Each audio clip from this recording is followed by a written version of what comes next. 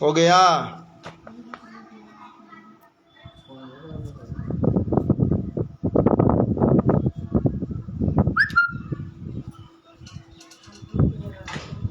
बढ़िया से लपेटिए धागा। सर्वमंगल मंगल्ये शिवे सर्वार्थ साधिके शरण्ये त्र्यंबिके गौरी नारायणी नमस्तुते। सर्वमंगल मंगल्ये शिवे सर्वार्थ साधिके शरण्ये त्र्यंबिके गौरी नारायणी नमस्तुते।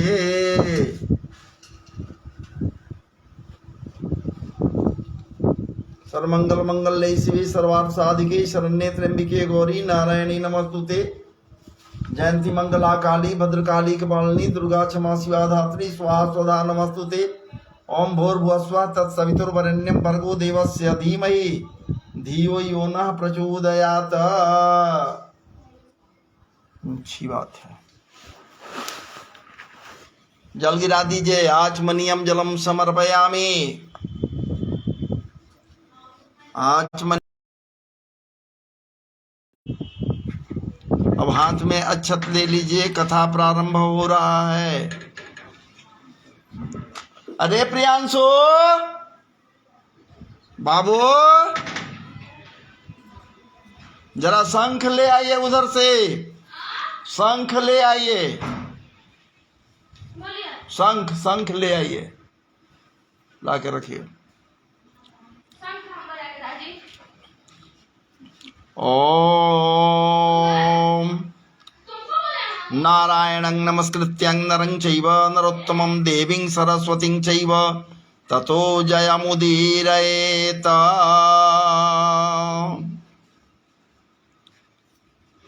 आज बड़ी ही प्रसन्नता की बात है। समस्त के समस्त सौभाग्यवती माताएं और बहनों के लिए सर्वोत्तम व्रत आज है, जिसका नाम है बट सावित्री व्रत। और आज के ऐसे पवित्र दिवस पर आप समस्त के समस्त माताएं और बहनों को हमारी ओर से खूब खूब मंगलमय आशीर्वाद है। और देवी गौरी पार्वती सावित्री की कृपा आप सबों के ऊपर बनी रहे और अचल अहिबात आपको प्राप्त हो। आज के दिवस पर आप समस्त माताएं और बहनों को जो सौभाग्यवती हैं उनको खूब खूब बधाइयाँ हैं। तो आइए, मेरे द्वारा ये कथा अब प्रारंभ हो रहा है। इस कथा को आप सब लोग जो जहाँ भी पूजन में हों या नहीं हों, सब लोग सुने। अथ कथा दैव्यवाच प्रभासे संस्यायातु सावित्री ब्रह्मणः प्रिया तस्यास्त्वच्चरित्रं से ब्रूहि देवदेव जगतपते। देवी पार्वती जी ने कहा, हे देवताओं के देवता जगत के पति शंकर भगवान अपने पति शंकर भगवान से पार्वती माता कह रही हैं। क्या कह रही हैं? प्रभास क्षेत्र में स्थित ब्रह्मा जी की प्रिया जो सावित्री देवी हैं, उनका चरित्र आप मुझसे कहिए। इधर ध्यान दीजिए कथा की ओर। व्रत महात्म संयुक्तम इतिहास समन्वितम पतिव्रत्य करं स्त्रीणां महाभाग्यं महोदयम्।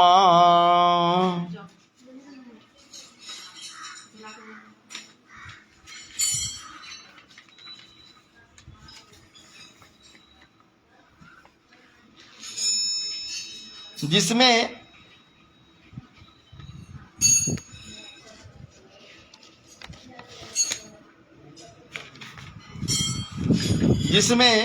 उनके व्रत का महात्म्य हो और उनके संबंध का इतिहास हो एवं जो स्त्रियों के पति पातिव्रत्य को देने वाला, सौभाग्यदायक और महान उदय को करने वाला हो।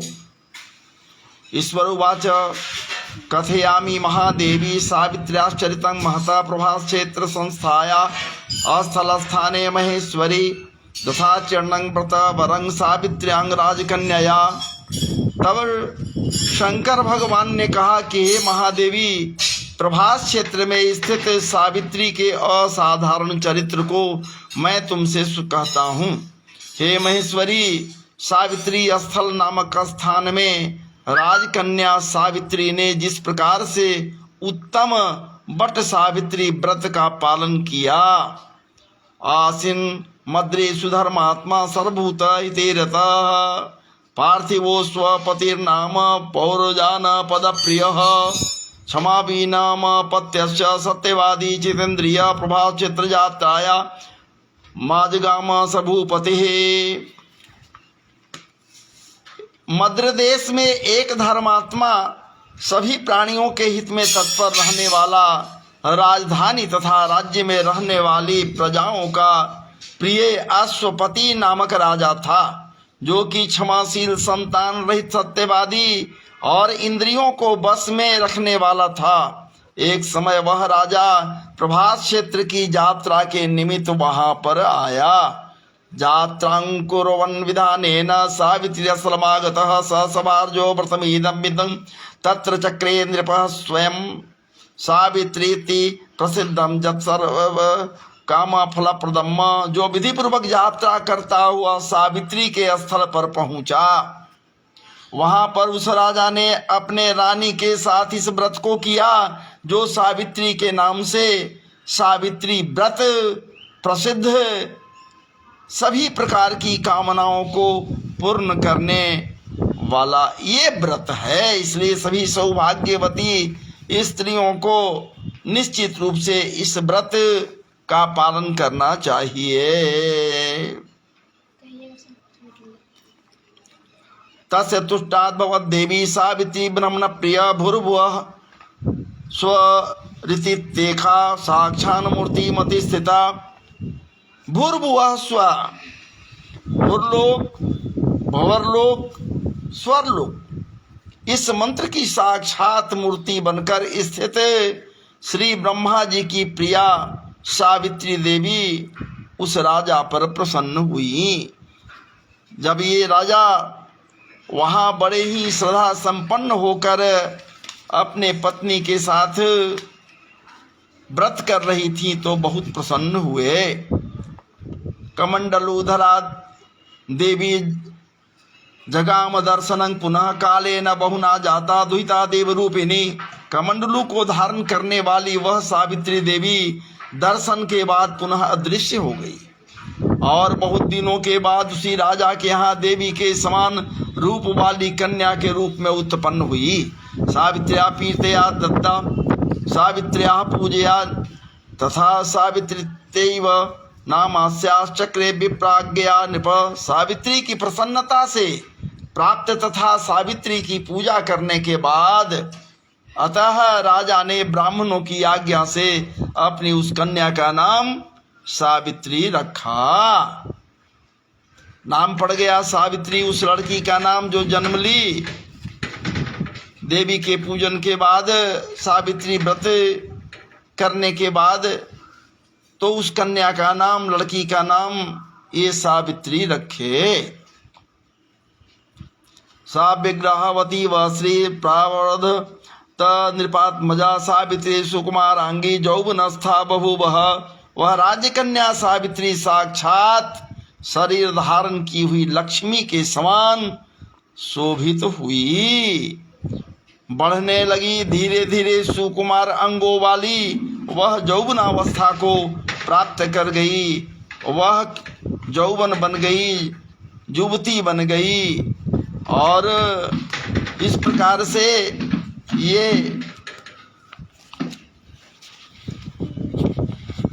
या सुमध्या पृथु श्रोणी लाली प्रतिमा कांचनी जथा प्राप्ते अंग देव कन्या वा दृष्ट्वा तामी तरे जना। जिसके मध्य भाग सुंदर और नितंब भाग विस्तृत थे, जो सुवर्ण की प्रतिमा के समान, सोने के मूर्ति की समान दिखलाई पड़ती थी, जो लोग उसे देख कर ही समझते थे कि यह कोई देव कन्या है। सातु पद्म विशालाक्षी प्रज्वलंती तेजसा चारस साच सावित्री व्रतम जद भृगुणोदितम, कमल के समान विशाल नेत्रों वाली एवं तेज से अग्नि के समान प्रज्वलित होती हुई वह सावित्री महर्षि भृगु द्वारा कहे हुए बताए हुए सावित्री व्रत को करने लगी। अथोपस्या शिरस्नाता देवता मभिगम्य च हुत्वाग्नि विधि वधि प्राणन वाचयद्वरवर्षिणी, जिसके आरंभ में सुंदर वर्ण वाली उसे उपवास करके सिर से स्नान की हुई सावित्री ने देवता की प्रतिमा के पास जाकर अग्नि में हवन करके ब्राह्मणों से स्वस्ति वाचन कराया। इसका मतलब हुआ इस व्रत में स्वस्ति वाचन की बहुत ही महत्ता है। तब्या सुमनसः स्त्रीसां प्रतिगृह्य नृपात्मजा सखी परिव्रता भेत्य देवी श्रेवत्स्वरूपिणी शाभिवाद्य पितुः पादौ शेषां पूर्वं निवेद्य च कृतांजलिरवरारोहा नृपते पार्श्वतः स्थिता। और उन ब्राह्मणों से अवशिष्ट पुष्पांजलि ग्रहण करके सखियों से घिरी हुई लक्ष्मी देवी के समान सुंदर रूप से सुशोभित हुई। वरारोहा वह राजकन्या समीप में जाकर पिता के चरणों में प्रणाम कर प्रथम प्राप्त पुष्पांजलि को निवेदित कर हाथ जोड़कर राजा के पार्श्व में पीछे स्थित हुई, खड़ी हुई। इस प्रकार से कथा प्रसंग को निश्चित रूप से समस्त के समस्त व्रतियों को, जो ये वट सावित्री व्रत किए हुए हैं, श्रद्धा से कथा को श्रवण करना चाहिए। पुत्री प्रदान काल स्त्री नैकश्चित् विनोति माम विचारन्त्या पश्यामि वरं तुल्यामिहात्मनः। हे पुत्री, तुम्हें योग्य वर को देने का समय आ गया है। मुझसे कोई तुम्हारे तेज से घर्षित होकर तुम्हें मांगने के लिए भी नहीं आता, और मैं भी विचार करने पर तुम्हारी आत्मा के अनुरूप वर को नहीं दे पा रहा हूँ। देवादीनां यथा वाचो न भवेयं यथा कुरु पाठ्यमानं मया पत्रे धर्मशास्त्रेषु च श्रुतिं पितुर्गेहे तु कन्या रजापस्य संस्कृता ब्रह्मत्या पितुरस्तस्य सा कन्या वृखल स्मृता। अतः हे पुत्री, देवताओं के निकट में जिस तरह निंदनीय न होऊं वैसा तुम करो। मैंने धर्मशास्त्रों में पढ़ा और सुना भी है कि यदि पिता के गृह में रहती हुई विवाह के पहले ही जो कन्या रजो धर्म से युक्त हो जाती है, वह शूद्रा के समान समझी जाती है, उसे शूद्र माना जाता है तथा उसके पिता को ब्रह्म हत्या का पाप लगता है। अतोथ प्रेखयामि त्वा कुरु पुत्री स्वयंवरम वृद्धैरमात्यै सहित सहिता शीघ्रं गच्छावधारया। इसलिए हे पुत्री, मैं तुमको भेज रहा हूँ कि तुम स्वयं अपने योग्य वर को ढूंढ लो। वृद्ध मंत्रियों के साथ शीघ्र जाओ और मेरी बात को मान लो। इसका मतलब हुआ कि वो कन्या स्वतंत्र हो गई, स्वच्छंद नहीं हुई, स्वतंत्र हुई, अपने पिता से अकेली नहीं, वृद्ध जनों के साथ, मंत्रियों के साथ जाओ और अपने अनुरूप पति तुम स्वयं ढूंढ लो और उसके साथ विवाह करो। इस प्रकार से आदेश मिलने के उपरांत एवमास्त्वीति सावित्री प्रोच्य तस्माद् निर्णयौ तपोवनानि रम्यानि राजर्षीणां जगामसा। मान्यानां तत्र प्रधानां कृत्वा पदाभिवन्दनं ततोऽभिगम्य तीर्थानि सर्वाण्ये वाश्रमाणि च आजगामा पुनर्वेश्मा सावित्री सह मंत्रिभिः तत्रापश्यत् देवर्षि नारदं पुरतः शुचिम्। इसके बाद जैसा कहते हैं वैसा ही होगा, ऐसा कहकर सावित्री घर से निकलकर राजर्षियों के तपोवन में वो चल पड़ी, वन में चल पड़ी। और वहां पहुंचकर माननीय वृद्धजनों को प्रणाम कर सभी तीर्थों और आश्रमों में पुनः मंत्रियों के साथ सावित्री अपने गृह पर आ गई और वहां पर पिताजी के समक्ष पवित्र देवर्षि नारद को बैठे देखा। आसीनमासने विप्रम प्रणम्य स्थितवासिने कथयामास तत्कार्यंजेनारण्यंगता च सा। आसन पर बैठे हुए नारद जी को प्रणाम कर मुस्कुराती हुई जिस कार्य के लिए वन में गई थी सारी कथाएं उसने कहने लगी। आशिक्षाल वे सुधर्मात्मा क्षत्रिय पृथ्वीपति दुमत्सेना इति ख्यातो देवा दंधो बभूव स। सावित्री बोली, हे देवर्षि नारद जी, शाल्व देश में धर्मात्मा द्युमत्सेन नाम से विख्यात एक राजा क्षत्रिय हैं जो दैववश अंधे हो गए हैं। आर्यस्य बालपुत्रस्य दुमत्सेनस्य रुक्मिणा सामन्तेन हृदं राज्यं छिद्रेस्मिन् पुरवैरिणा सबालवत्सया सार्धं भार्याया प्रस्थितो वनम्। उस समय उनको एक छोटा सा एक बालक और उसकी माँ थी। ऐसे समय में अवसर पाकर उनका पूर्ववैरी रुक्मी नामक एक सामंतराज उनसे छीन लिया। अतः वह आर्य जुमत्सेन छोटे बच्चे को साथ लिए हुए अपनी स्त्री के साथ जंगल को चल दिए। तस्य बने वृद्ध पुत्र परम धार्मिक सत्यवा गनुरूपो में भरतेति मनसेप्सितः। उनका वह पुत्र वन में ही बड़ा होकर परम धार्मिक सत्य बोलने वाला है, अतः अपने अनुरूप पति समझकर मैंने उसे मन से वरण कर लिया है। मन ही मन पति के रूप में उसे हम स्वीकार कर लिया है। इस प्रकार से वो कन्या कहती है, अव्रतमात् कष्ट सावित्र्या नृपते कृतम बाल सौवादनया गुण वान सत्यवान व्रत। यह सुनकर नारद जी ने कहा, हे राजन, सावित्री ने यह बड़ा कष्टप्रद कार्य कर डाला। बाल बुद्धि होने से इसने केवल गुणवान समझकर सत्यवान को वर्ण कर लिया। सत्यवदस्तस्य पिता सत्यं माता प्रभास्ते सत्यवदां वदति मुनिभिः सत्यवानानां मानाम वही कृतम। उसके पिता सत्य बोलता है, माता सत्य बोलती है और वह स्वयं भी सत्य बोलता है। इससे उसका नाम मुनियों ने सत्यवान रखा, चूंकि सत्य भाषण करता था। और जतः नाम ततः गुण, जैसा नाम जैसा गुण वैसा नाम, जैसा नाम वैसा गुण। नित्यं चास्वा प्रियास्तस्य करोत्यश्चान्स्वमिणं मया न चित्रेऽपि च लिखत्यश्चान् चित्राश्च इति चोच्यते। उसको नित्य अश्वप्रिय है, वह मिट्टी के घोड़े बनाया करता है तथा चित्र में भी घोड़ों को लिखता रहता है। इससे उसे चित्राश्व भी कहा जाता है। सत्यवान को चित्राश्व भी कहा जाता है। देखा गिरी मत। सत्यवान रंतदेवस्य शिष्योदान गुणैः सम ब्रह्मण्य सत्यवादी च शिवी रौसी नरो यथा। सत्यवान दान और गुण में रंती देव के शिष्य के समान है, ब्राह्मणों की रक्षा करने वाला और सत्यवादी तथा औसी नरसिंह के समान है। यथा तिरीव चौदार सोमवत् प्रिय दर्शन रूपे नान्यतमोस्विन्भ्याम नुमत्सेन समो बले। जजाति के समान उदार चंद्रमा के समान देखने में प्रिय लगने वाला, रूप में दूसरे अश्विनी कुमार के समान और दुमत्सेन के समान बलवान है। एको दोषोस्ति नान्यश्च सौद्य प्रवृत्ति सत्यवान संवत्सरेण छिन्नाद्युद्धैर्त्यागं करिष्यति। नारदस्य वचः श्रुत्वा दुहिता पार्थिवम्।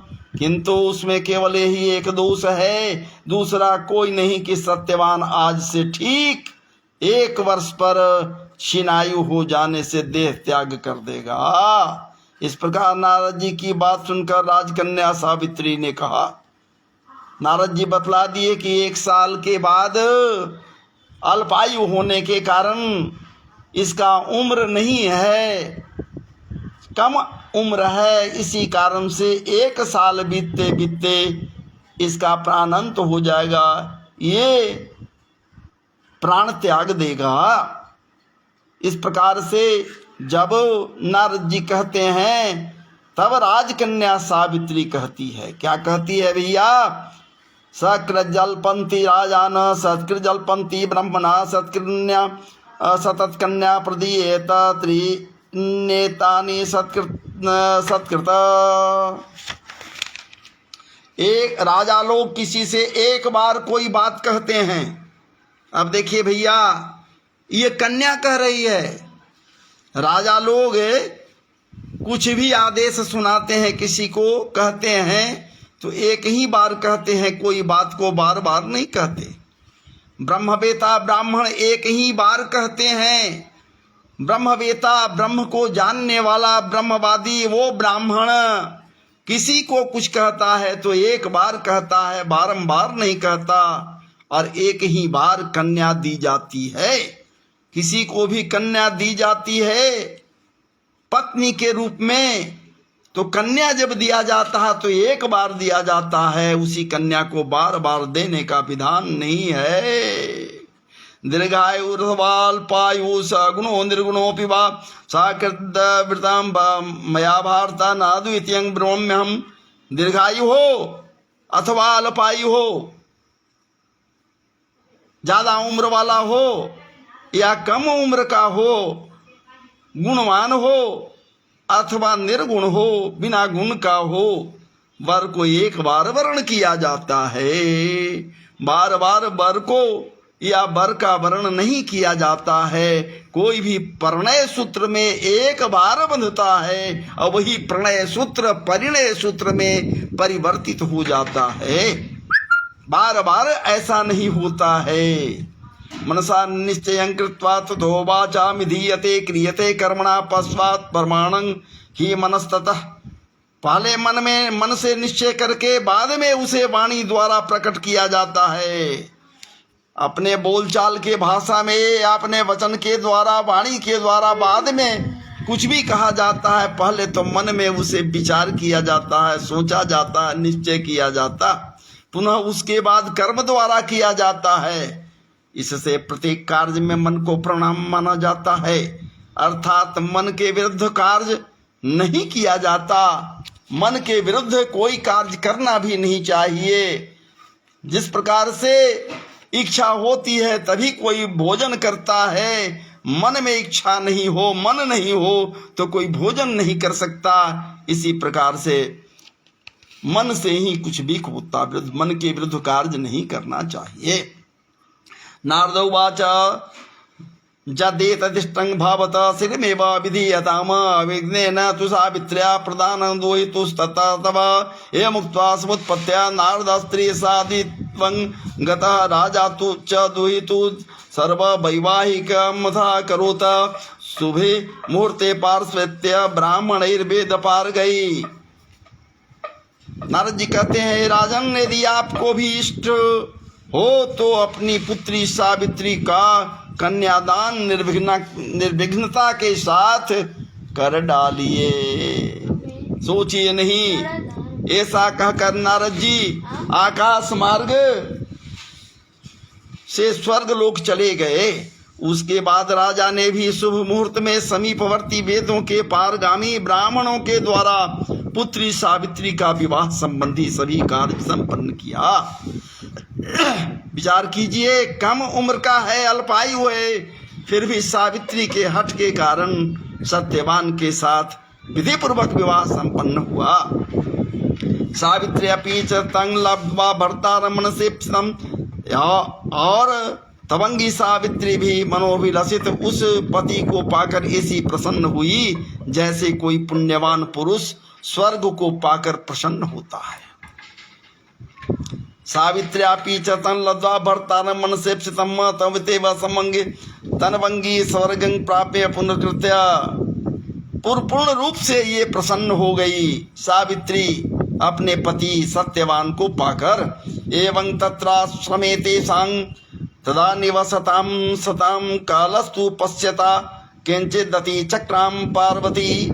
पुनः शिव जी ने पार्वती से कहती है, पुनः शिव जी पार्वती जी से कहते हैं हे पार्वती, इस प्रकार उस आश्रम में उस समय रहते हुए उन सावित्री और सत्यवान के कुछ समय व्यतीत हो गए, कुछ समय बीते रहते रहते दोनों को। तब क्या होता है,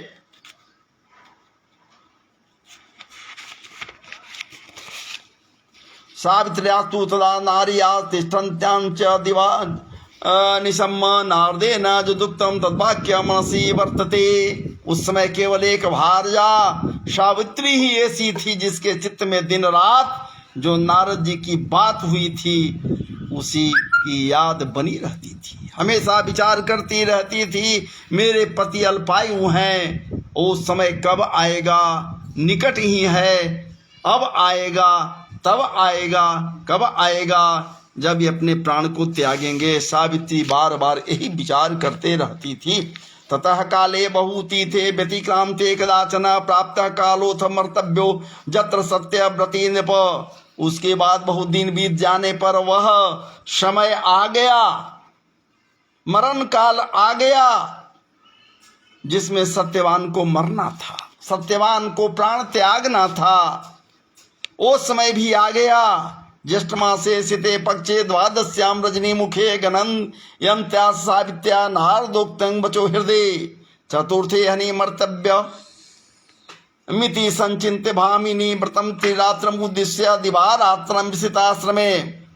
कहते हैं अतः सावित्री नारद की कही हुई मरण की बात, मरण की तिथि को चूंकि दिन भी नारद जी बतला दिए थे कि किस दिन 1 साल पूर्व बीतने के बाद इसकी मृत्यु होगी, प्राणांत होगा, तेरा पति तुझसे दूर सदा सदा के लिए हो जाएगा। इसलिए ये बात उसे पूरा याद था। नारद की कही हुई मरण की तिथि को हृदय में गिनती हुई ज्येष्ठ मास के शुक्ल पक्ष की द्वादशी तिथि को सायंकाल में आज से चौथे दिन मेरे पति को मरना चाहिए, यह सोचकर 3 रात्रि तक निराहार व्रत की, बिना खाए पिए हुए, कुछ खाई पी नहीं, निराहार रहकर वो व्रत करने का उद्देश्य रखी और रात दिन आश्रम में स्थिर रूप से रहने लगी।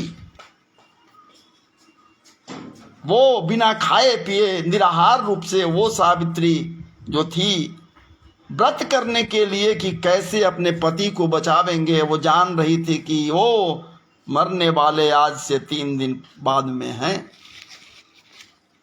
ततच्राप्तन्य वत्नात्वा संतप्य देव ताम श्वश्रुस्व सूर्योपादौ भवंदे चारुहासिनी। इसके बाद 3 रात्रि बीत जाने पर प्रातः काल मरण तिथि वाले दिन, जिस दिन मरना है, ये सावित्री जान रही है, स्नान कर देवताओं का तर्पण किया और तर्पण पूजन करने के बाद चारुहासिनी सावित्री ने सास ससुर का पाद बंदन किया, पैर में लौट कर पैर पकड़कर उनका आशीर्वाद लिया सास और ससुर के। आज वाली बात नहीं कि आज तो मत कहिए, कहना ही नहीं चाहिए। अतः प्रस्थे परसुं गृहीत्वा सत्यवान वनम सावित्र्यापि च भर्तारा गच्छन्तं कृष्णतोऽन्वयात्। इसके बाद जब कुल्हाड़ी लेकर सत्यवान जंगल की ओर चला, तब जाते हुए अपने पति के पीछे पीछे सावित्री भी चल पड़ी, पीछे पीछे सावित्री भी चल पड़ी। ततो गृहीत्वा तरसा फल पुष्प समन समित कुशान अथ शुष्कानि चादाय काष्ठभार कल्पयत। वन में पहुंचकर सत्यवान जल्दी से फल पुष्प समिधा और कुशा तथा सूखी लकड़ियों को इकट्ठा कर ले जाने योग्य भार बनाने लगा, गठरी बनाने लगा। लकड़ी काट लिया, समिधा का, कुशा को रखा, सबसे चूंकि यज्ञादि कर्म हमेशा हुआ करता था।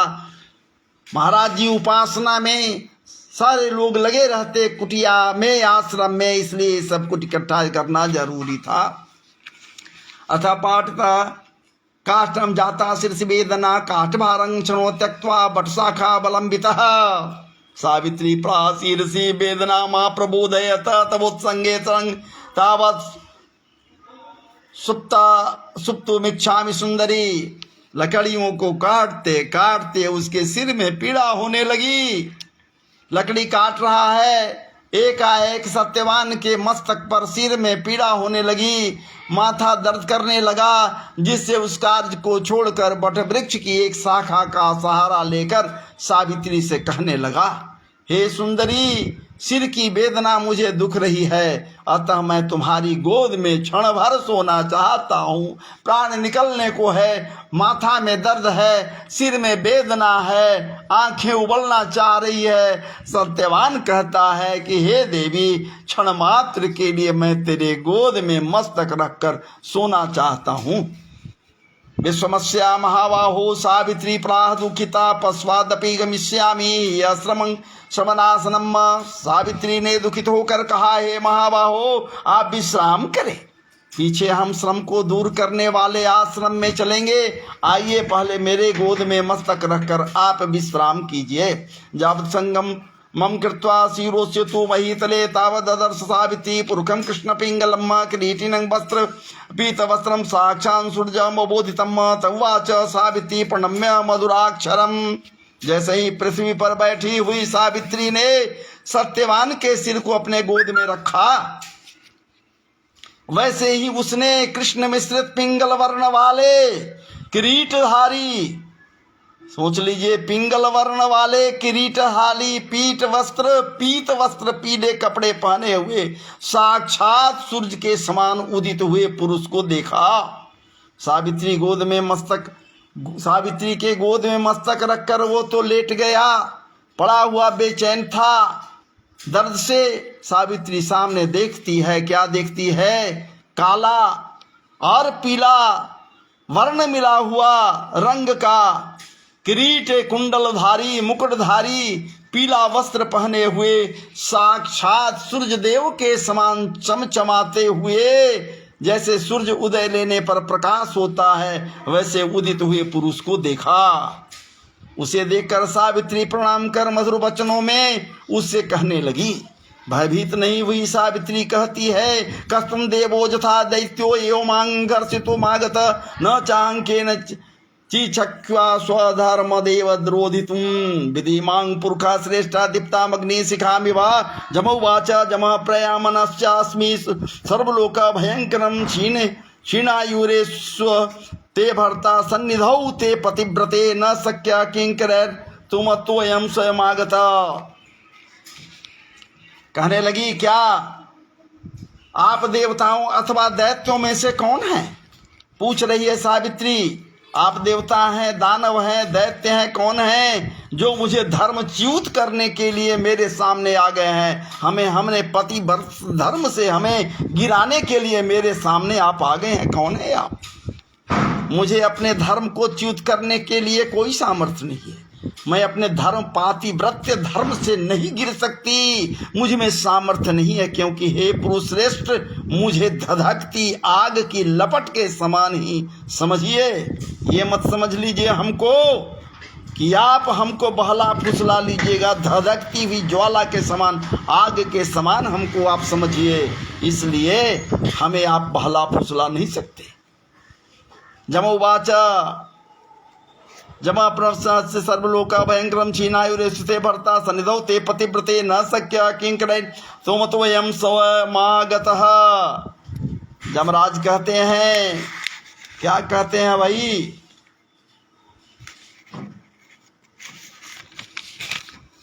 जमराज ने कहा, मैं सब प्राणियों के लिए भयंकर और कर्मानुसार उनका उचित दंड देने वाला जम हूं।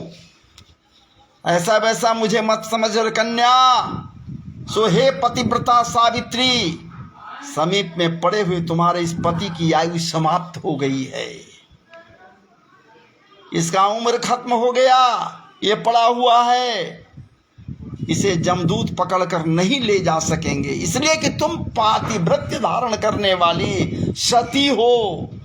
तुम्हारे सतीत्वता के कारण और इसके उत्तम कर्म के कारण हमारे दूत इसे पकड़कर नहीं लेकर जा सकते हैं, इसके प्राण को, इसलिए मैं स्वयं आ गया।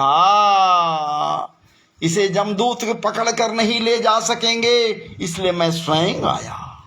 ये मुक्ता सत्यव्रत शरीरत पाशा संयुता अंगुष्ठ मात्रम पूर्वकम निश्चकर्ष जतो बलात् अथ प्राउतमारे वे पंथानां पितृसेवितम् सावित्र्यापि बलारोह पृष्ठतो नुजगामः। ऐसा कहकर फांस को लिए हुए जमराज ने सत्यवान के शरीर से अंगुष्ठ मात्र शरीर वाले पुरुष को बलपूर्वक निकाल लिया। बस कितना बड़ा था वो जो शरीर से निकाला गया? अंगुष्ठ के अंगूठा के बराबर, बस इतना बड़ा। गरुड़ पुराण भी कहता है कि अंगुष्ठ मात्र का प्राण निकलता है शरीर से। यहाँ भी कह रहे हैं कि अंगुष्ठ मात्र प्राण से अंगूठा के बराबर सत्यवान के आत्मा को बाहर निकाल लिया। शरीर अंगूठा जैसा शरीर है, बस अंगुष्ठ के समान निकाल लिया वो जमराज। और क्या किए?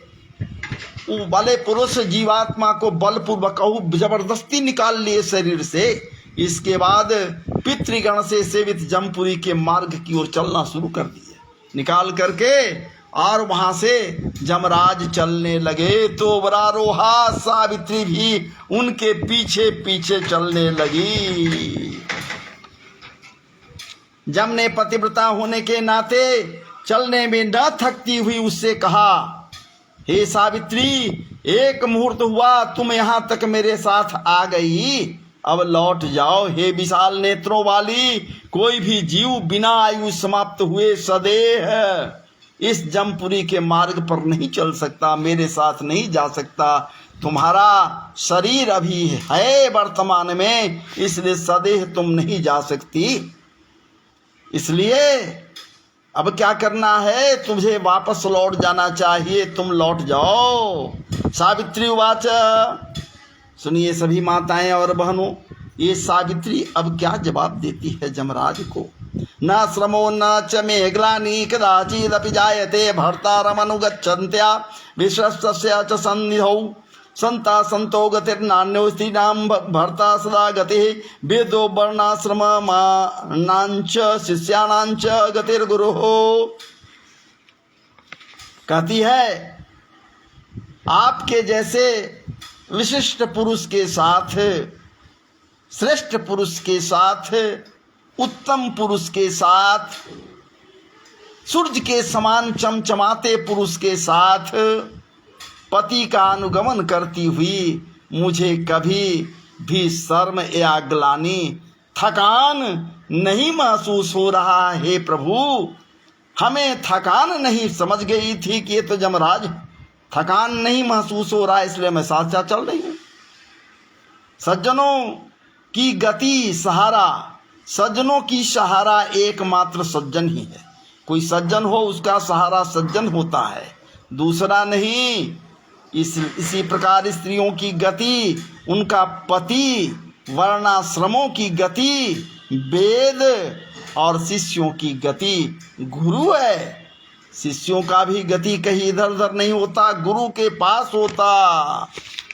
इस प्रकार से ये सावित्री कहती है, इस पृथ्वी तल में सब प्राणियों के लिए स्थान है, किंतु स्त्रियों के लिए तो एकमात्र पति को छोड़कर दूसरा स्थान नहीं है।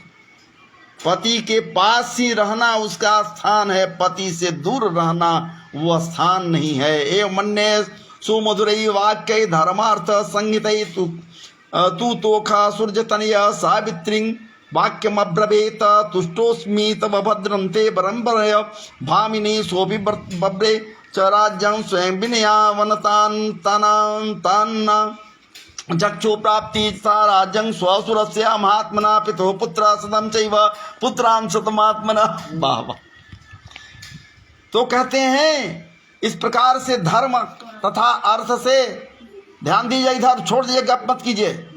इस प्रकार से धर्म तथा अर्थ से भरे हुए सुंदर मधुर अन्य वाक्यों से भी सूर्यपुत्र जमराज ने प्रसन्न होकर सावित्री से यह बात कही। जमराज कौन है जी? सूर्य के पुत्र हैं। जमराज के पिता कौन है? सूर्य हैं, ये जान जाइए।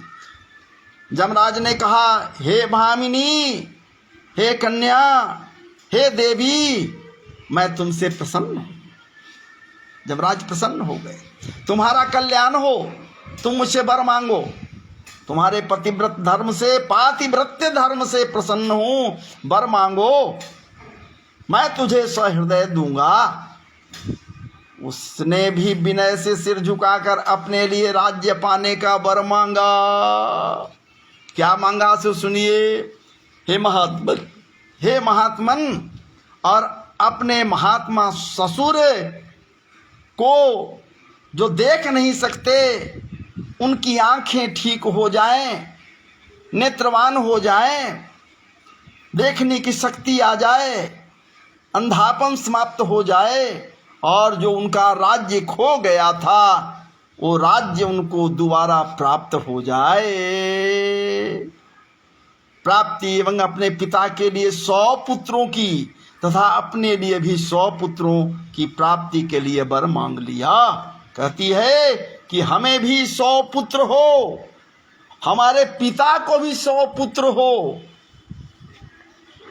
जीवितंच था भर्तुर्मास सिद्धिमास शाश्वतीम धर्मराजो वरम दत्वा प्रेषयामास ताम ततः अथ भर्तर्मास आद्या सावित्रीमानसा जगाम स्वाश्रम पदम सहभारता राकुला ज्येष्ठ पूर्णिमायां च तथा चीर्णं व्रतं स्विदम त्विदम महात्मा त्वस्य नृपते चक्षु प्राप्तिर भूत पुनः। इस तरह से मांग बैठी तथा पति के लिए पुनर्जीवन दान, और बोली कि हे स्वामी, यदि आप प्रसन्न हैं हम पर। वो तब हुआ, आगे बढ़ रहे हैं पीछे से, फिर अब तुम जाओ जाओ, तुमको दे दिया इच्छित वर, लेकिन नहीं लौटी, फिर आगे बढ़ रही है। फिर मुड़े यमराज कहिन कि अब तो तुमको दे दिया, अब क्या चाहती हो। बोल अबर भर, एक बात सुन ले, अपने पति के प्राण को छोड़कर तुम जो हमसे मांगो हम तुमको देंगे, मांग लो एक बार। कहती है क्या, पति के लिए पुनर्जीवन दान, निरंतर धर्म की सिद्धि प्राप्त करने का वरदान मांगा, और इस प्रकार मांगने पर धर्मराज ने उसे अभिष्ट वर वापस दिखिया, सब कुछ वरदान दे दिए। ये मांगी जैसे ही कि पुत्रवती हो जाऊं, धर्मराज कहीं तथास्तु। फिर बात आई, फिर पूछिन अब क्या चाहिए, तो मैं पुत्रवान हो जाऊं, तथास्तु, सब हो गया, सब आशीर्वाद दे दिए। उसके बाद सावित्री पति का जीवन दान प्राप्त कर प्रसन्नचित हुई अपने पति के साथ। तब हुआ क्या, फिर आगे बढ़ी, फिर पूछिन कि अब तो तुमको हम सब कुछ दे दिया, अब क्यों हमारे साथ आ रही हो। तो कहते हैं कि सावित्री कहती है कि हे स्वामी, आप दे तो दिया वरदान जरूर, लेकिन हमको ये बताइए कि हमें सौभाग्यवती होने के लिए आप वरदान दिया, और मेरे सौभाग्य को आप लेकर जा रहे हैं, तो मेरा सुहाग कहाँ बचेगा। दूसरा वरदान आप दे दिया, पुत्रवती हो जाऊं, वो भी 100 बच्चों की माँ बन जाऊं मैं, 100 बच्चों की माँ बन जाऊं मैं। आप बताइए कैसे बनूंगी मैं, जब हमारे पति ही नहीं रहेंगे। तो क्या आप हमें ये शिक्षा दे रहे हैं देव, क्या हमें शिक्षा दे रहे हैं कि पातिव्रत्य धर्म को नष्ट कर दूं।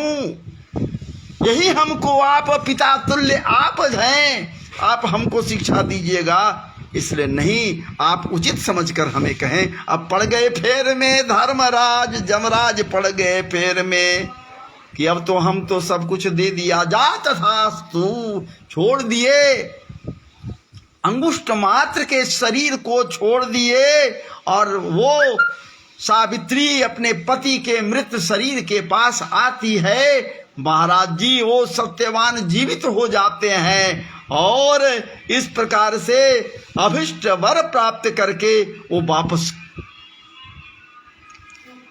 उसके बाद सावित्री पति का जीवन दान प्राप्त कर प्रसन्नचित होती हुई अपने पति के साथ शांति से अपने आश्रम को चली गई। ज्येष्ठस्य पूर्णिमा तथा कहीं कहीं पर आया है कि पूर्णिमा को ये बट सावित्री व्रत मनाता है, लोग मनाना चाहिए। और कहीं कहीं पर ये भी है कि ये अमावस्या को मनाने की बात है। इस वर्ष ये अमावस्या जो आज 6 तारीख है, आज मनाया जा रहा है बट सावित्री व्रत। उसी सावित्री ने ज्येष्ठ की पूर्णिमा के दिन इस सावित्री व्रत को किया था, जिसके प्रभाव से राजा श्वशुर जो है राजा को पुनः नेत्र की प्राप्ति हुई। उसके बाद उन्हें निष्कंटक अपने देश तथा राज्य की प्राप्ति हुई। सावित्री के पिता को 100 पुत्र तथा सावित्री को भी 100 पुत्रों की प्राप्ति हुई। 100 पुत्र हुए।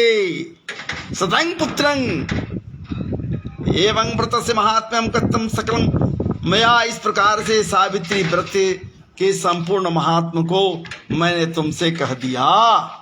दिव्यवाच के दिशम तदा व्रतम देव सावित्याचरितम महता तस्मिन् तु ज्येष्ठ मासे ही विधानम तस्य कीदृशम। देवी पार्वती ने कहा, हे देव, सावित्री के द्वारा किया हुआ वह महान व्रत किस प्रकार का है और ज्येष्ठ मास में उसका विधान कैसे किया गया है, कैसे करना चाहिए। का देवता व्रते तस्मिन् के मंत्रा किम फलम विभो विस्तरे न महेश त्वं ब्रूहि धर्म सनातनम। हे विभो, उस व्रत के देवता कौन हैं, कौन कौन मंत्र हैं, क्या फल है, सो हे महेश इस सनातन धर्म को विस्तार पूर्वक आप मुझसे कहिए। ईश्वरोवाच सुरेताम देवदेवेशी सावित्री व्रतमादरात् कथयामि यथा चिन्नं तथा सत्या महेश्वरे त्रयोदश्यां तु ज्येष्ठस्य दन्तधावन पूर्वकम् तीरातन्नियमं कुर्जादुपवासस्य भामिनी असक्तु सर्वोदस्यां नस्तकुर्जा जितेन्द्रिया आयाजितं चतुर्दश्यां ह्युपवासेन पूर्णिमम्। कहते हैं ईश्वर शंकर जी ने कहा, हे देव देवेशी, हे देवी, सावित्री व्रत को आदर पूर्वक सुनो। हे महेश्वरी, उस सती सावित्री ने जिस प्रकार से इस व्रत को किया उसे मैं कह रहा हूँ। हे भामिनी, ज्येष्ठ शुक्ल की त्रयोदशी तिथि के दिन प्रातः दंत धावन कर चुकने के बाद 3 रात्रि तक उपवास करने का नियम करे। ओहो, यदि व्रती असक्त हो तो जितेंद्रिय होकर त्रयोदशी की रात्रि में उपवास कर चतुर्दशी के दिन बिना मांगे प्राप्त हुए अन्न को ग्रहण करे तथा पूर्णिमा के दिन उपवास करे। हे सुनो सुश्रोणी, प्रतिदिन तालाब, महानदी या झरना अथवा पांडुकूप में स्नान करने से सर्व स्नान का फल प्राप्त करे। हे यशस्विनी, विशेषकर पूर्णिमा में सरसों और मृतिका मिश्रित जल से स्नान करना चाहिए। सरसों और मट्टी मिला हुआ देह पर लगाकर स्नान करे। 1/64 रुपये अटने लायक पात्र में बालू भरकर अथवा जौ, साल धान्य, तिल आदि भरे, फिर 2 वस्त्र के टुकड़ों से बेष्टित बांस की डलिया में सब अवयवों से सुशोभित स्वर्ण या मिट्टी अथवा काठ की बनी हुई सावित्री की प्रतिमा को रखकर उसमें सावित्री के लिए 2 रक्त वस्त्र देवे और ब्रह्मा जी की प्रतिमा के लिए श्वेत वस्त्र देवे। इस प्रकार से ब्रह्मा के साथ सावित्री का यथाशक्ति गंध पुष्प धूप दीप नैवेद्य आदि से पूजन करे। पूर्ण हुई तरोई, कोहड़ी, ककड़ी, नारियल, खजूर, कैंथ, अनार, जामुन, जमीरी नींबू, नारंगी, अखरोट, कटहल, जीरा, काली मिर्च के टुकड़े, गुड़, सेंधा नमक एवं अंकुरित सप्त धान्य को बांस की बनी हुई डलिया में रखकर रेशमी वस्त्र से वेष्टित कर कुमकुम केसर के रंग से रंग देवे। इस प्रकार से ब्रह्मा जी की प्रिया सावित्री की स्थापना होती है। ब्रह्मा के साथ उस सावित्री प्रतिमा का मंत्र के साथ पूजन करे। इतरेखांग प्राणोक्ता मंत्रोडयम समुदाहृत ओंकार पूर्व के देवी बीना पुस्तक धारणी वेदांबिके नमस्तुभ्यम वैदव्यम प्रेक्षमे एवं संपूज्य विधि वज्जागरम तत्र कारयेत गीतवात् आदित्र शब्देन नारनानीक दंभ नृत्य सन्नदेद्रात्रि नृत्य शास्त्र विशारदैः। कहते इस प्रकार ब्रह्मा जी की इस इतर पुराणों में यह मंत्र कहा हुआ है जिसके पूर्व में ओंकार वर्ण है। ऐसी वीणा और पुस्तक धारण करने वाली वेदों की जननी हे देवी, तुम्हें नमस्कार है, मुझे विधवा न होने का वरदान दो, मैं विधवा न रहूं, मैं अचल सौभाग्यवती को प्राप्त कर सकूं, मेरा सौभाग्य अचल हो जाए।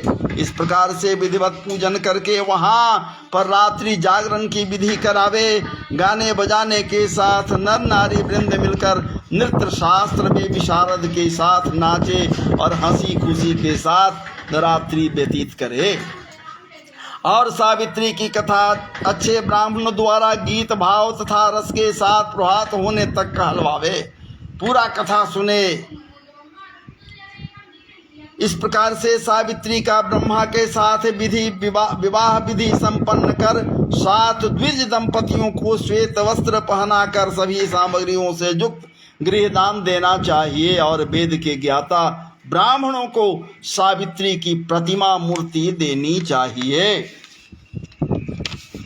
इसके बाद सावित्री कल्प जानने वाले, सावित्री कथा के वाचक ज्योतिषी, ओछे वृत्ति वाले, खलिहान में बिखरे अन्न को बीन कर जीविका चलाने वाले, दरिद्र अग्निहोत्र कर्म करने वाले ब्राह्मणों को इस प्रकार विधि पूर्वक सावित्री प्रतिमा का दान उसी पूर्णिमा की रात्रि में बट के नीचे 14 द्विज ब्राह्मणों को निमंत्रित करे।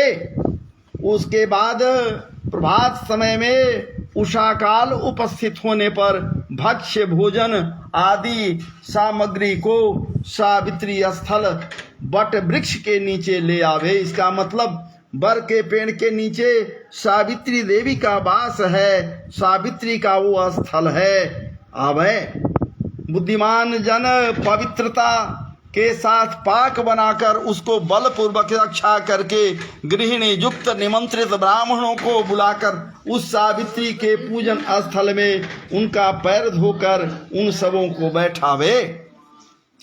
हे देवी, सावित्री के समक्ष उन द्विज दंपतियों को भोजन करावे। इस संसार में उन सबों को भोजन कराना मानो मुझे भोजन कराना हो जाता है, इसमें कोई संदेह नहीं है। जो दूसरी बार सावित्री के समक्ष द्विज दंपतियों को भोजन कराता है वह मानो केशव भगवान को भोजन कराता है, जिससे प्रसन्न होकर वर देने वाले भगवान विष्णु उसे अभिष्ट वर देते हैं।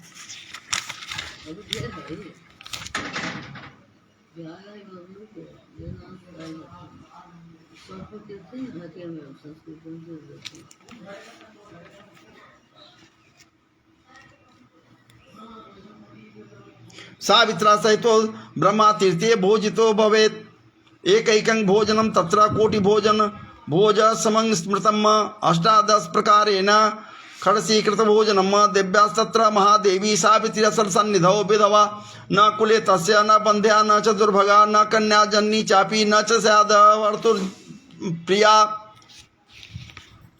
अष्टौ दोषास्तु नारीणां न भवन्ति कदाचन तस्मात् सर्वप्रयत्नेन सावित्री च भोजनम दातव्यं सर्वदा देवी कटु तिक्त विवर्जितम् न चाम्लं न च वा क्षारं स्त्रीणां भोज्य कदाचनं कदा पंच प्रकारं मधुरं हेद्यं सर्वं सुसंकृतं मधुघृतपूर्ण पुपकाश्च बहुचिर समन्विता पुपकास्ता दृशा कार्या द्वितीया शोकवर्तिका।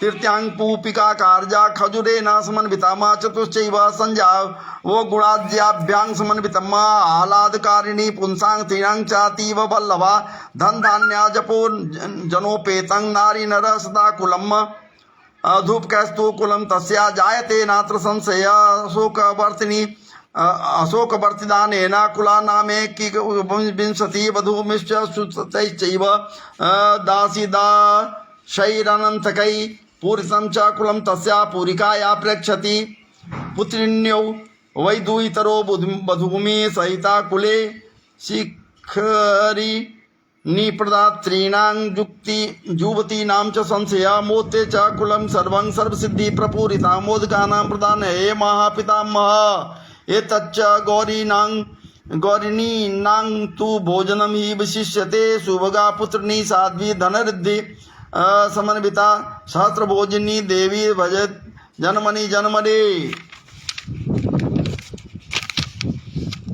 पानानि च मुख्यानि हृदयानि मधुरानि च छाद्रा द्राक्षापानं तु चिञ्चायापानं गुणसमन्वितं सरसेन तु तपो तोयेन कृतखण्डेन वै सुवासिनीनां पेयं वै दातव्यं च द्विजन् मनान् इतरान्येव वर्णयोग्यानि यानि वै सुरभीनि च पानानि तासुयोग्यानि दापयेत प्रतिपूज्य विधानेन वस्त्रदाने सकञ्चुकै कुम्कुमे नानुलिप्तांगा अस्नादा मविलंकृता गंधपुष्पै धूपैश्च संपूज्य नारिकेलान् प्रदापयेत नेत्राणां चाञ्जयन् कृत्वा सिन्दूरं चैव मस्तके पुङ्गीफलानि हृदयानि वासितानि मृदूनि च हस्ते दत्त्वा सपत्राणि प्रणिपत्य विसर्जयेत स्वयं च भोजयेत पश्चात् बन्धुभिर्बालकैः सह अथवा नैव सम्पत्ति तीर्थे चैव तु भोजनं गृहं कृत्वा प्रभोक्तव्यं तुष्टा देवी यथा भवेत् एवमेव पितॄणां च आगम्य स्वेव च मन्दिरे पिण्डप्रदानं कुर्वन्तु सार्धकुर्याद्विधानतः पितरस्तस्य तुष्टा वै भवन्ति ब्राह्मणो दिनं तीर्थादष्ट गुणं पुण्यं स्वगृहे दत्तता शुभे न च पश्यन्ति वै नीचा श्राद्धं दत्ता द्विजातिभिः एकान्ते तु गृहे गुप्ता पितॄणां श्राद्धमिष्यते नीचं दृष्ट्वा तु हतं प्रत्यु पितॄणां नोपतिष्ठति तस्मात् सर्पतेन श्राद्धं गुप्तं च कारयेत पितॄणां तृप्तिदं प्रोक्तं स्वयमेव स्वयंभुवा गौरीभोज्यादिका या तु उत्सर्गा क्रियते क्रिया राजसी सा समाख्याता जनानां कीर्तिदायिनी इदं दानं सदा देयमात्मनो हि तमीक्षता श्राद्ध नैवाभिशेषेण यदीक्षेत सात्विकं फलम् इदमुद्या परं देवी सावित्र्यास्तु व्रतस्य च सर्पात्मकशुद्ध्यर्थं कार्यदेवी नरैः सदा कार्यदेवी नरैः सदा यह लोके च सौभाग्यं धन धान्यावरा स्त्रिया भवन्ति विविधास्तेखां ये यात्रा तत्र वै कृता इदं यात्रा विधानं तु भक्त्या या कुरुते नर शृणोति वा स्व पापस्तु सर्वैरेव प्रमुच्यते ज्येष्ठस्य पूर्णिमायां तु सावित्री स्थले शुभे प्रदक्षिणां यः कुरुते फलदानैर्यथा विधि अष्टोत्तरशतं वापि तदर्धकं यः करोति नरो देवी षष्ठया शिष्ट्वा तत्र प्रदक्षिणाम् आगम्यागमनं चैश्च कृतं ज्ञानच्च मानवै अन्यानि पातकान्यानि एवं नश्यन्ति नात्र संशय यद्गत्वा स्थले सन्ध्या सावित्र्यासु उपस्थिता स्वल्पत्न्याश्चैव हस्तेन पाण्डुकूपजलेन च भृङ्गाक अनेकनैव मृणन्मेनाथ भामिनी अनीव तु जलं पुण्यं सन्ध्योपासि करोति यः तेन 12 वर्षाणि भवेत् सन्ध्या सुपासिता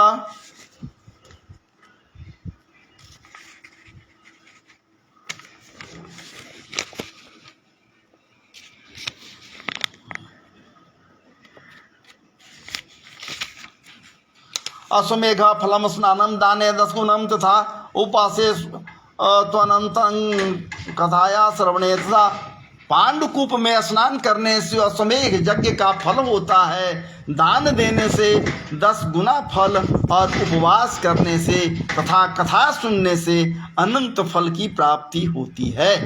इस प्रकार से यहाँ पर भूत भावन के द्वारा देवी पार्वती को ये कथा सुनाई गई और बतलाया गया कि इस वट सावित्री व्रत को करने से अनंत पुण्य फल प्राप्त होता है, अनेकानेक अश्वमेघ यज्ञ का फल होता है और उपवास करने से अनंत फल की प्राप्ति होती है, कथा सुनने से भी अनंत फल की प्राप्ति होती है, सौभाग्य बनी रहती है, अहिबात बने रहते हैं। इस प्रकार से समस्त के समस्त नारियों को ये वट सावित्री का व्रत जरूर करना चाहिए। इति श्री स्कंद पुराणांतर्गत प्रभास खंड स्थित सावित्री व्रत विधि पूजन कथन नामक सावित्री कथा समाप्त हो। बोलिए सावित्री देवी की जय, गौरी मैया की जय। सब संतन की जय, सब भक्तन की जय। जय जय सीताराम, हर हर महादेव। शंभ सदा शिवाय नमः। लाभ संख दो।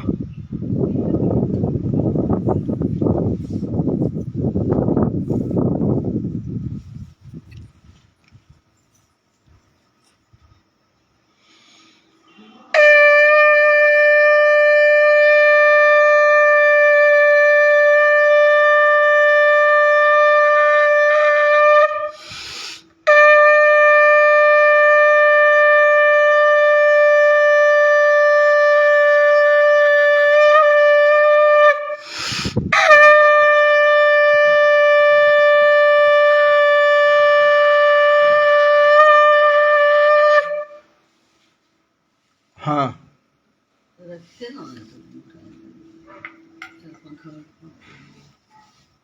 इस प्रकार से ये कथा यहीं पर विराम लेता है। अब लोग आरती करेंगे, पंखा भी जलते हैं। देखिए ये लोग पंखा, बट के पेड़ को, वृक्ष को पंखा झल रहे हैं, पंखा झलते हुए दिखलाई दे रहे हैं। ये देखिए पंखा झलते हुए दिखलाई दे रहे हैं। और इस प्रकार से ये पूजन का कार्य संपन्न हुआ, कथा भी संपन्न हुआ। और ये लोक भावना से ये देखिए बट वृक्ष के पत्ते को अपने बाल में भी लगाते हैं ये लोग, सौभाग्यवती स्त्रियां। तो इस प्रकार से पूजन का कार्य संपन्न हुआ। अब आरती होगा और इसी के साथ मैं आप सबों से अब विलग होता हूँ और कथा का, पूजन का यहाँ पर विराम होता है। तो आइए, जय जय श्री राधे, जय जय श्री राधे, जय जय श्री राधे।